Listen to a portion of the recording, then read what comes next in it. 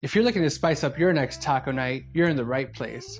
My name is Pedro from Heirloom Feast, and today we're making slow cooker Chipotle beef tacos with pico de gallo and queso fresco.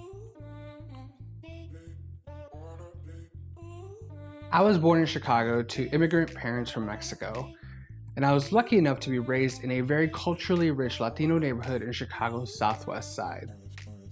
Now, growing up, my mother cooked most of our meals straight from her kitchen, and on the rare occasion in which we did go out to eat, we were lucky to be exposed to so much delicious Central Mexican cooking all over the neighborhood. Now, when I went off to college, all I dreamt about was being able to eat the foods I grew up with, and I knew my choices were to learn how to make them. And that's exactly what I did.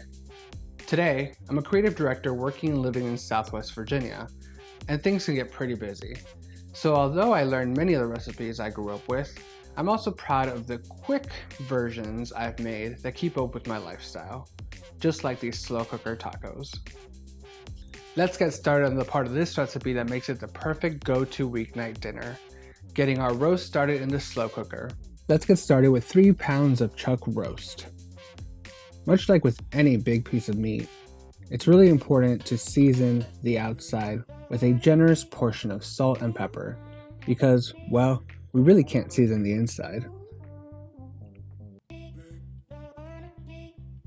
Alright, let's hit it with that pepper.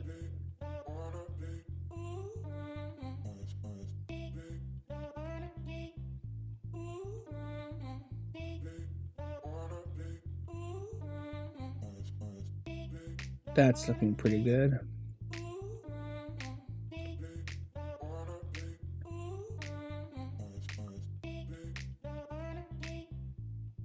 Next, I'm going for our whole cumin. I've already roasted it and grounded it in my pestle. The best thing about using whole cumin is how fragrant it is when you roast it. And if you don't have a mortar and pestle to grind it with, you can use the back of a wooden spoon or even your blender. Time for our Mexican oregano. Now, Mexican oregano is a lot less potent than Italian oregano, so if all you have is Italian, I would use half than what the recipe calls for. And let's make sure to get all sides.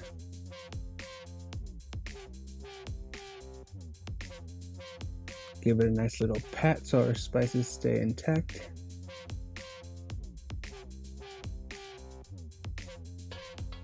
All right.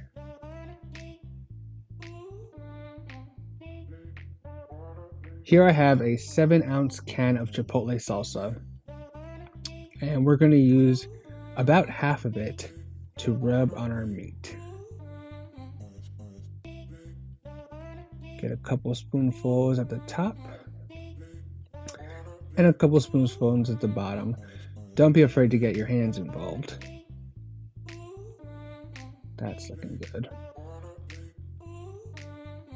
All right, let's get our slow cooker ready. I'm going to add about a half cup of beef stock. Beef stock gives it a great flavor. If you only have water, that's okay. Now, vinegar is great for breaking down the fats in our meat and for balancing that flavor. So we're going to add 3 tablespoons of vinegar.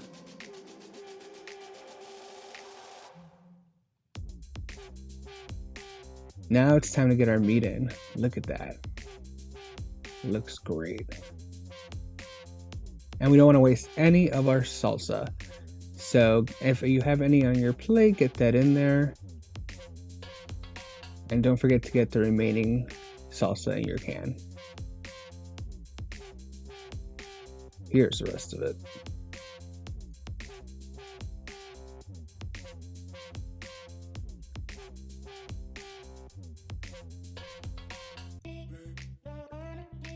All right, we're also going to add 4 cloves of garlic. The great thing is you don't have to peel them, just give them a nice smash with your knife and toss them in.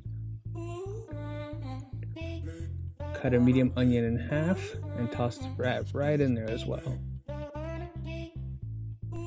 Don't forget your 2 bay leaves. Now let's let this cook for 4 to 5 hours on high, or about 7 to 8 hours on low. Great news! Our next two steps require no heat. Let's get started on our pico de gallo and queso fresco crumble. Our pico de gallo starts with fresh tomatoes. You're going to want to use about 6 Roma tomatoes or 3 beefsteak tomatoes. Now, I've never had a food processor in my life, but chopping tomatoes is usually that time when I wish I did. So if you have one, by all means, feel free to use it.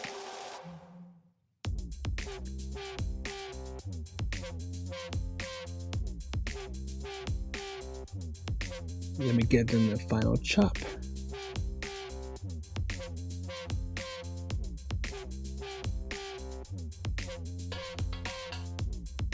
And here are my 6 tomatoes. Next, we're going to want to pick up our cilantro, holding it by the large stems so that we can shave off the top.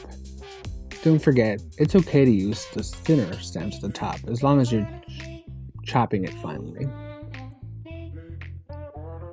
That looks good.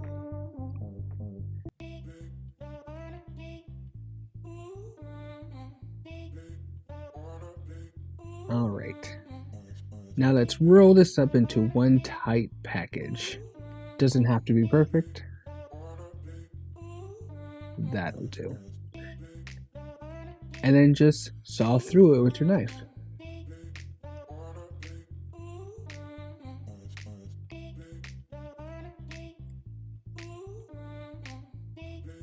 This smells so great.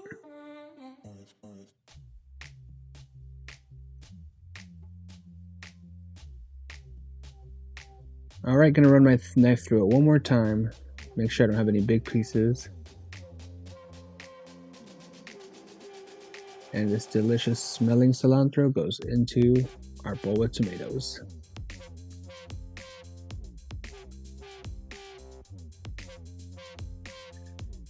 Alright, let's take a medium onion and dice it.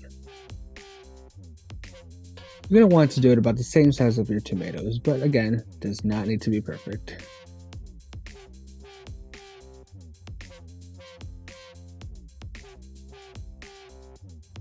Alright, that's good. So there's all my onion.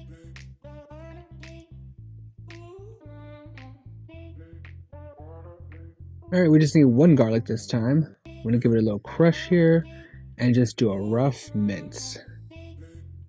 Get the pieces nice and small.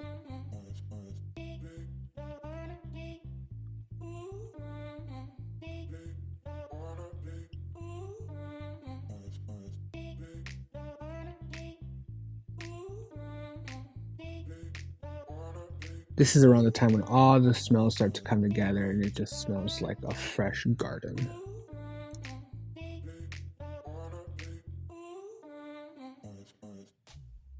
Alright, chop off the tail of a jalapeno and use the ribs to guide you, cutting between the gaps so that you leave the core with ribs and seeds out of your pico de gallo.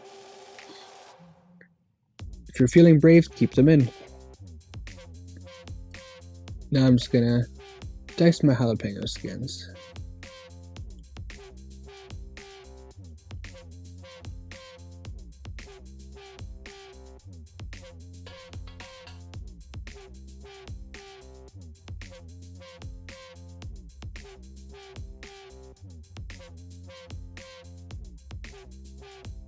And we're going to want a fine dice for your jalapenos.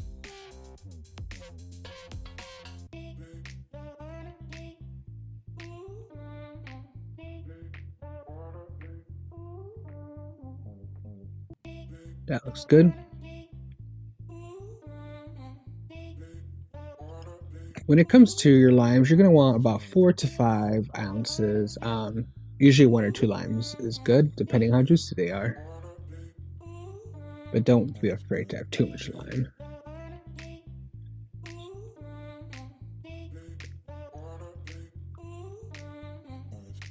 A great rule of thumb when you're cooking with acid like lime juice is you're going to want to add some salt as well.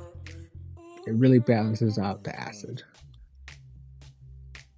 It brings out the flavor of all your tomatoes as well. Perfect. Now let's give this a nice toss.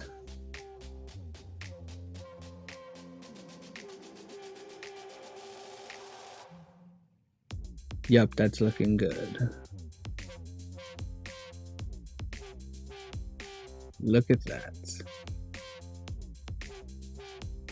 Queso fresco is a fresh Mexican crumbling cheese made very similarly to ricotta and is perfect complement to our pico de gallo.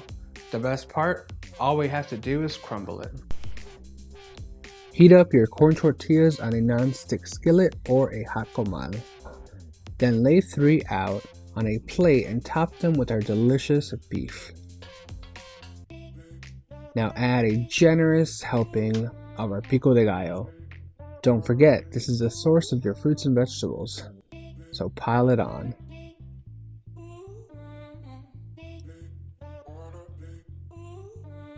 That is looking delicious.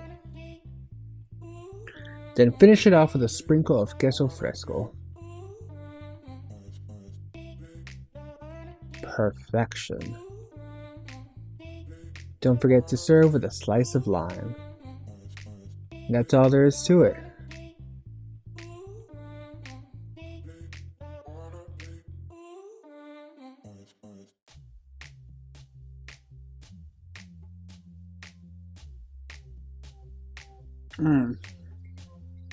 That is a good bite. Everyone needs to try this.